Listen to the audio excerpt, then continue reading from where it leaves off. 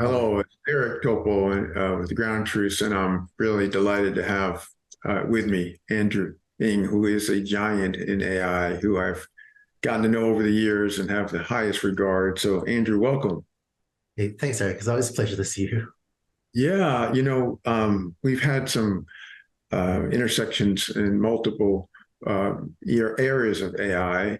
The one I wanted to start with is that you've had some, direct healthcare uh, nurturing. We've had the pleasure of working with Wobot Health, particularly with Allison Darcy, where the AI chatbot has been tested in randomized trials to help people with depression and anxiety. And of course, that was a chatbot in the pre-transformer, pre-LLM era. I wonder if you could just comment about that, as well as your outlook for AI, current AI models in healthcare. So, Alison Darcy is brilliant. It's been such a privilege to work with her over the years. One of the exciting things about AI is a general purpose technology. So it's not useful for one thing. And I think in healthcare and more broadly across the world, we're seeing many creative people use AI for many different applications. I was in Singapore a couple months ago, and I was chatting with some folks, Dean Chang Yap Sang and one of his doctors, Dr. Niang, about how they're using AI to read EHRs in a hospital in Singapore to try to estimate how long a patient is going to be in the hospital because of pneumonia or something. And it was actually triggering helpful conversations where a doctor would say, oh, I think this patient will be in for 3 days. But the AI says, nope, I'm guessing 15 days. And this triggers a conversation where the doctor takes a more careful look. And I thought that was incredible. So all around the world, many innovators everywhere finding very creative ways to apply AI to lots of different problems. I think that's super exciting. Oh, it's extraordinary to me. I think Jeff Hinton has thought that this is the most important application of current AI is in the healthcare medical sphere. But I think what the range here is quite extraordinary. And one of the other things that you've been into for all these years with Coursera, starting that, and all the courses, deep learning, AI, is democratization of knowledge, education in AI. Since this is something like all patients would want to look up on whatever GPTX about their symptoms, different than, of course, a current Google search. What's your sense about the ability to use generative AI in this way? I think that instead of seeing a doctor, also large language model, right? What's up with my symptoms? People are definitely doing it, and there've been anecdotes of this, maybe saving a few people's lives even. And I think I think in the United States we're privileged to have some would say good, some would say terrible, but certainly better than many other countries' healthcare system. And I feel like a lot of the early go-to-market for AI-enabled healthcare may end up being in countries or just places with less access to doctors. There are definitely countries where you can either decide, do you want to go see if someone falls sick? You can either send your kid to a doctor, or you can have your family eat for the next 2 weeks. Pick one. So with families made these impossible decisions, I wish we could give everyone in the world access to a great doctor, and sometimes the alternatives that people face are pretty harsh.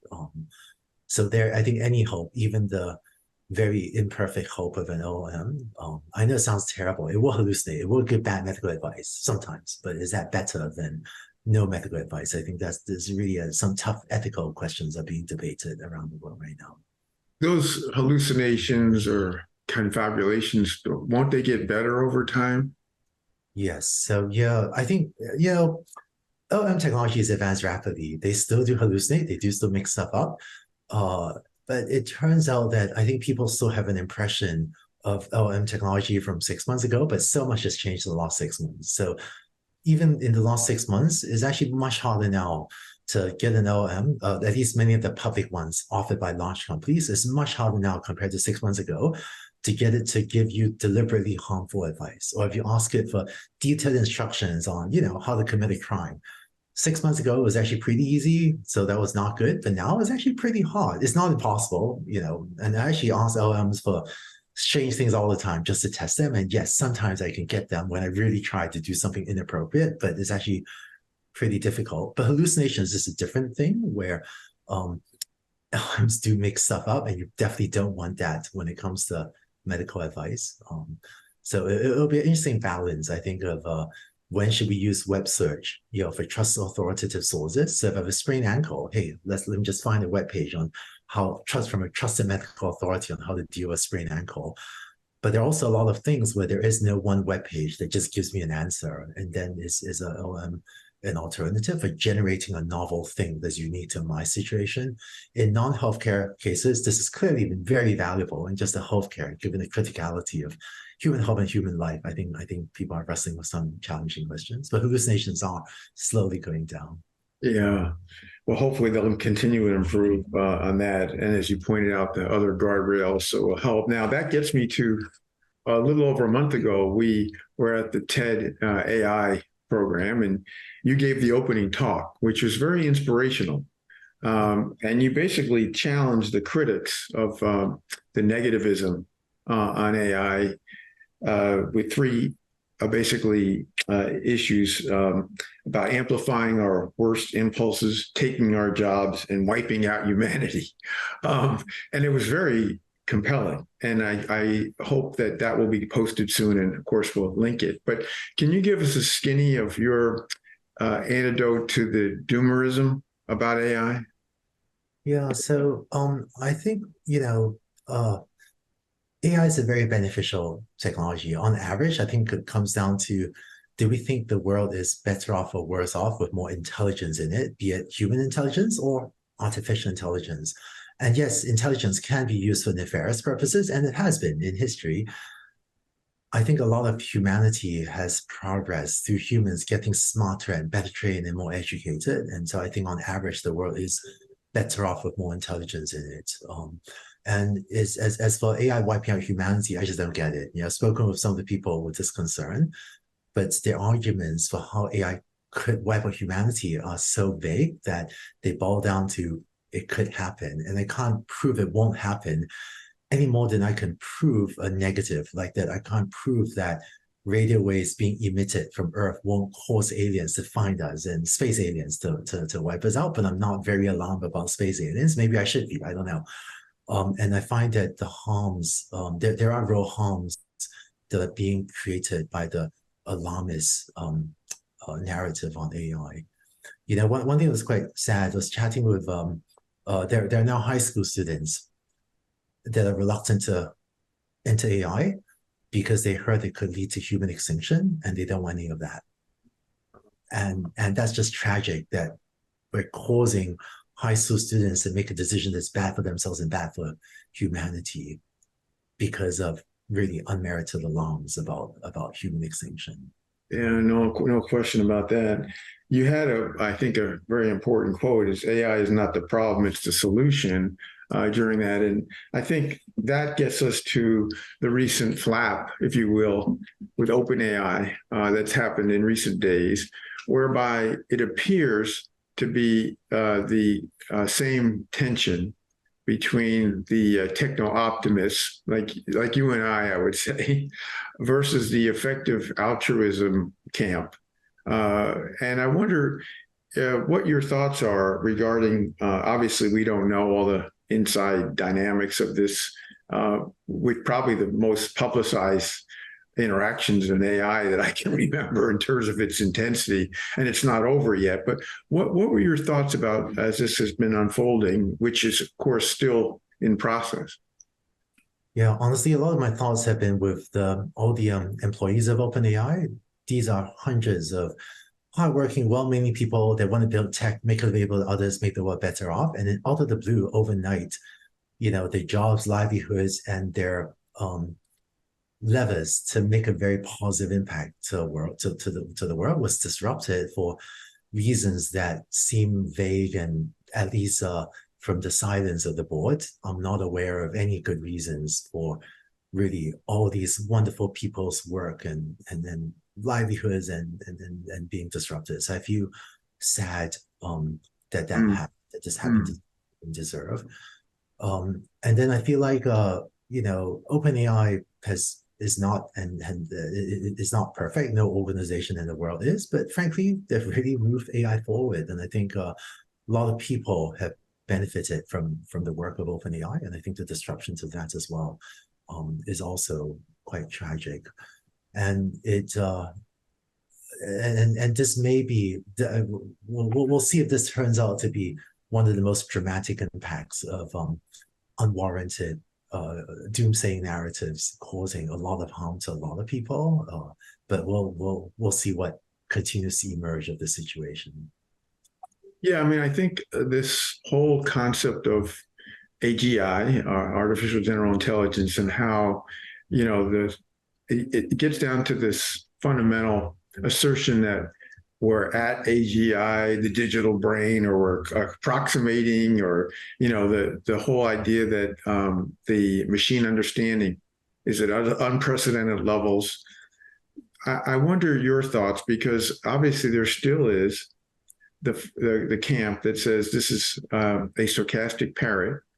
It's all anything that it suggests understanding is basically because of pre-training or other matters, and to try to assign any real intelligence that's at the level of human, even for a particular task, no less beyond human, is unfounded. What is your sense about this tension and this ongoing debate, which seemed to be part of the OpenAI board issues?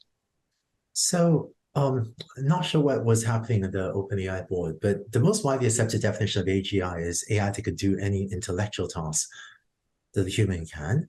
And I do see many companies redefining AGI to be other definitions. So for the original definition, I think we're decades away. We're very clearly not there. But many companies have, let's say alternative definitions. And yeah, if you have an alternative definition, maybe we're there already. One of my economist friends looked at one of the alternative definitions. He said, well, for that definition, I think we got AGI 30 years ago. So, and and looking on the more positive side, and I think one of the signs that the companies reach AGI, frankly, would be if they're a rational economic player, they should maybe let go all of their employees that do mainly intellectual work. So until that happens, I just don't. Not to joke about it, because that would be a serious thing, but I think we're still many decades away from that original definition of AGI. But on the more positive side, in healthcare and other sectors, I feel like there's a recipe for using AI that I find fruitful and exciting, which is it turns out that jobs are made out of tasks. And I think of AI as automating tasks rather than jobs. So, a few years ago, Jeff Hinton had made some strong statements about AI replacing radiologists. I think those predictions have really not, come true to date. But it turns out, as you know, Eric, I enjoy your book, which is very thoughtful about AI as well. And as you know, I think if you look at, say, the job of radiologists, they do many, many different things. One of which is read X-rays, but they also do patient intakes, mentor younger patients, operate the X-ray machine. And I think that I find that when we look at the healthcare sector or other sectors and look at what people are doing, break jobs down into tasks, then usually, there can often be a subset of tasks that's amenable to AI automation. And that recipe is helping a lot of businesses create value and also in some cases make healthcare better. So I'm actually excited. And because healthcare has so many people doing such a diverse range of tasks, I would love to see more organizations do this type of analysis. And the interesting thing about that is, we can often automate, I'm going to make up a number, 20% or 30% or whatever of a lot of different jobs tasks. So one, that's a strong sign we're far from AGI because we can't automate 100% of the intellectual tasks. But second, many people's jobs are safe because when we automate 20% of someone's job, they can focus on the other 80% and maybe even be more productivity, and causes the marginal value of labor and therefore maybe even salaries that go up rather than down. So actually, recently, a few weeks ago, released a new course on Coursera, generative AI for everyone, where I go deeper into this recipe for finding opportunities. But I'm really excited about working with partners to go find these opportunities and go build to them.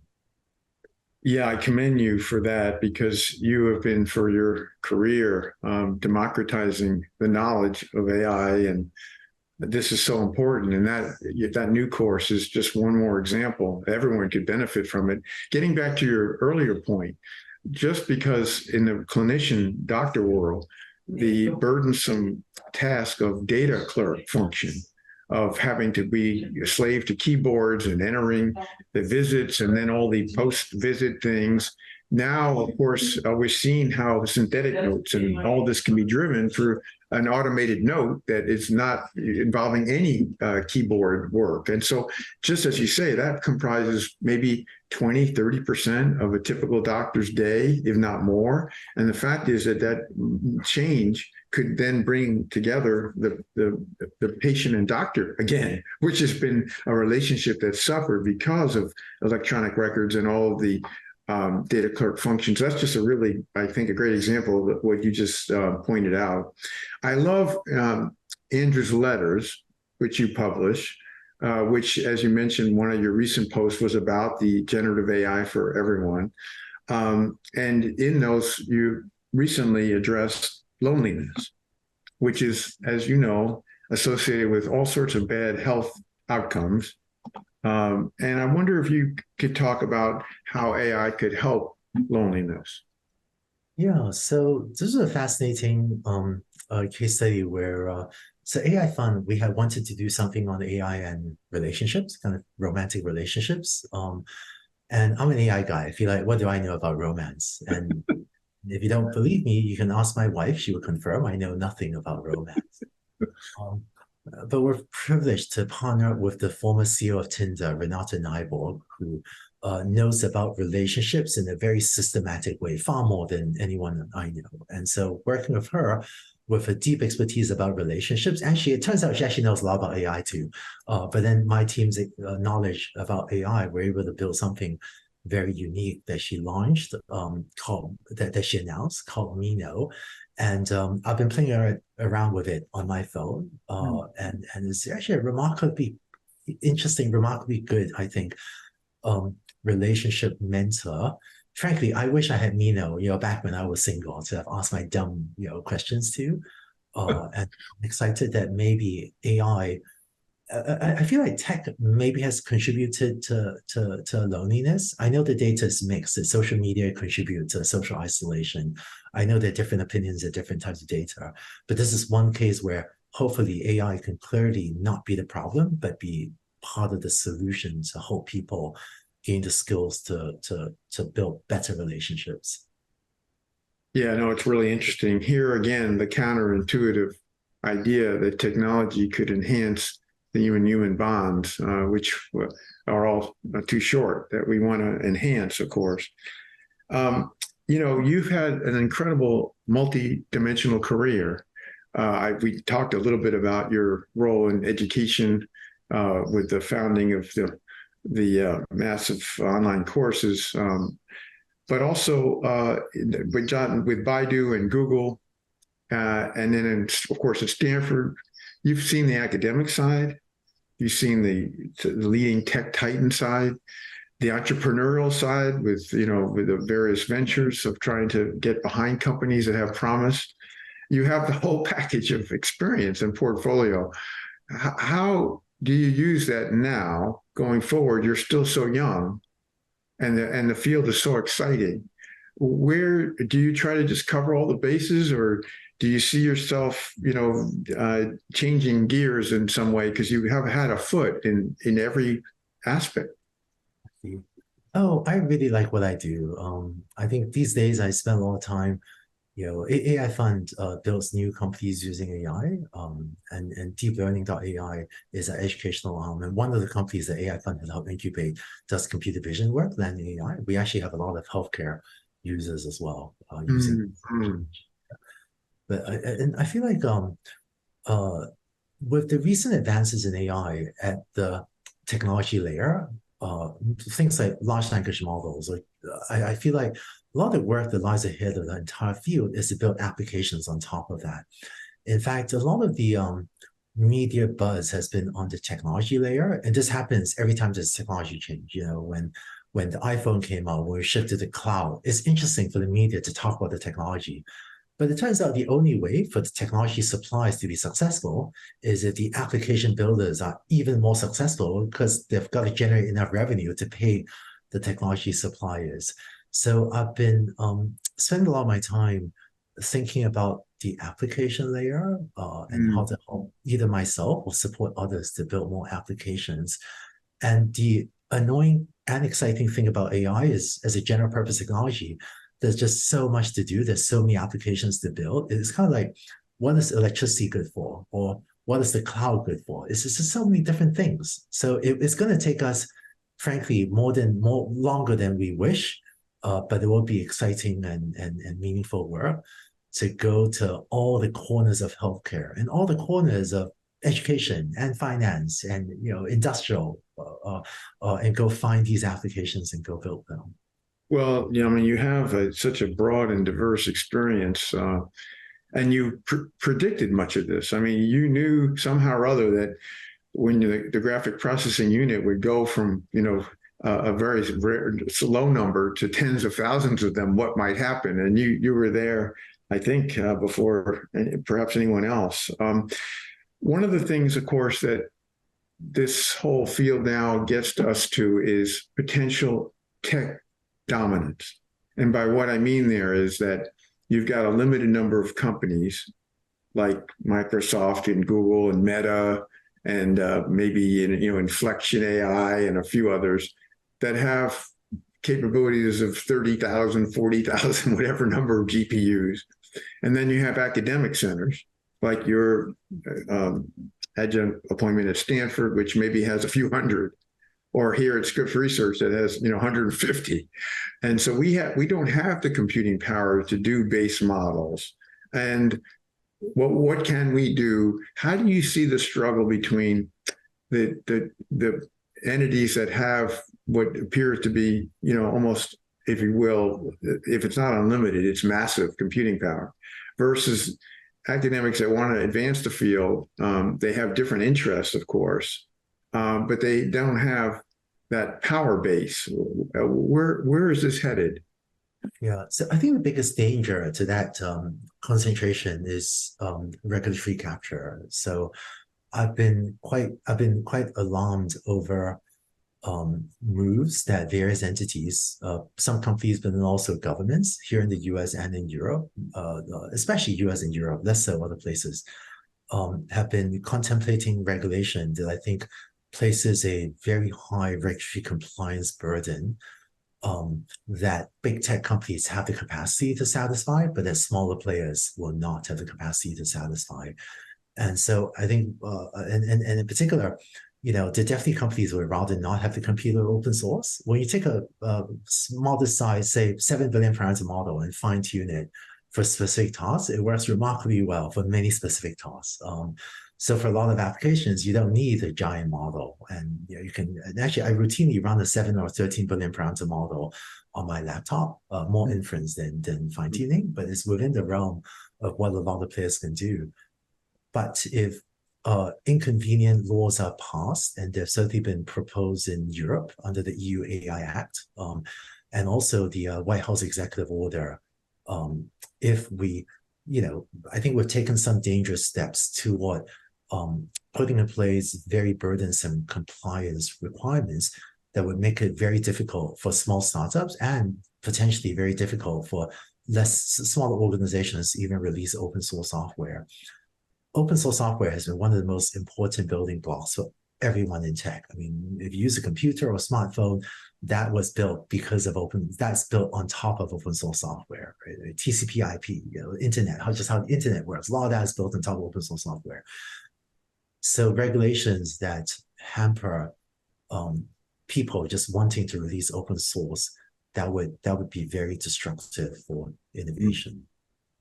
Right. That's right in keeping with what we've been talking about with the the doomsday prophecies and the regulations and things that would slow up things, the whole progress in the field, which we are obviously in touch with the both sides and the tension there, but overregulation, the potential hazards of that are not perhaps adequately emphasized. And another one of your letters, which you just got to there, was about AI at the edge, and the fact that we can move towards, in contrast to the centralized computing power at a limited number of entities, there's, as you, I think, just we're getting at, there's the increasing potential for being able to do things on a phone or a laptop. Can you comment about that? Yeah, I feel like I'm going against many trends. It sounds like I'm advocating a very weird direction, but I'm bullish about AI at the edge.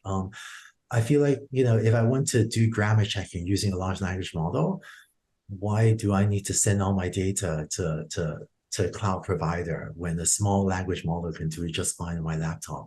Or one of my collaborators at Stanford was training a large language model in order to do electronic health records. And so at Stanford, this is actually work done by Yixing, one of the PhD students I've been working with. But so Yixing wound up fine-tuning a large language model at Stanford so that he could, run inference over there and not have to ship EHR and not have to ship private medical records to a cloud provider. And so I think so I think that was an important thing and if open source were shut down, I think someone like Yixing would have had a much harder time doing this type of work. No, I totally follow you. The point there. Now, the last thing I wanted to get to was a multimodal AI in healthcare. When we spoke years ago, when I was working on the deep medicine book, multimodal AI wasn't really possible. And the idea was someday we'll have the models to do it. The idea here is that each of us has all these layers of data, our various electronic health records, our genome, our gut microbiome, our sensors and environmental data, social determinants of health, our immunome, it just goes on, right? And there's also the corpus of medical literature. So right now, no one has really done multimodal. They've done like bimodal AI in healthcare, where they took the electronic health records and the genome, or usually it's the electronic health records and the medical scan. No one has done more than a couple of layers yet. And the question I have is, it seems like that's imminently going to be accomplished. And then let's then get to, will there be a virtual health coach? So unlike these virtual coaches like Wobot and the diabetes coaches and the hypertension coaches, will we ultimately have, with multimodal AI, your kind of forecast on that, the ability to have feedback to any given individual to promote their health, to prevent conditions that they might be at risk for having later in life, or help managing, all their conditions that they actually have already been declared. What's your sense about where we are with multimodal AI? I think there's a lot of work to be done still at unimodal, a lot of work to be done in text. Landing AI does a lot of work on images, and maybe not to talk about Yixing Jiang's work all the time, but just this morning I was chatting with him about he's trying to train a large transformer on some time series other than text or images, and then kind of some of my collaborators at Stanford, Jeremy Irvin, Jose, kind of poking at the corners of this. But I think a lot of people feel appropriately that there's a lot of work to be done still in unimodal, so I'm cheering that on. But then there's also a lot of work to be done in multimodal, and I see work beyond text and images, maybe genome, maybe some of the time series things, maybe some of the EHR specific things, which maybe is kind of text but kind of not. I think I don't know. It was just about a year ago that ChatGPT was announced, so who knows? Just one more year of progress. Who knows where we'll be? Yeah, well, we know there will be continued progress, that's for sure. And hopefully, as we've been discussing, there won't be significant obstacles for that. And hopefully, there will be a truce between the two camps of the doomerism and the optimism, or somehow we meet in the middle. But Andrew, it's been a delight to get your views on all this. I don't know how the OpenAI affair will settle out, but it does seem to be representative of the times we live in, because at the same TED AI that you and I spoke at, Ilya spoke about AGI, and that was only followed matter by days by Sam Altman talking about AGI and how OpenAI was approaching AGI capabilities. And it seems like this is, even though, as you said, there's a lot of different definitions for AGI, the progress that's being made right now is extraordinary. And grappling with the idea that that there are certain tasks, at least, certain understanding, certain intelligence that may be superhuman via machines is more than provocative.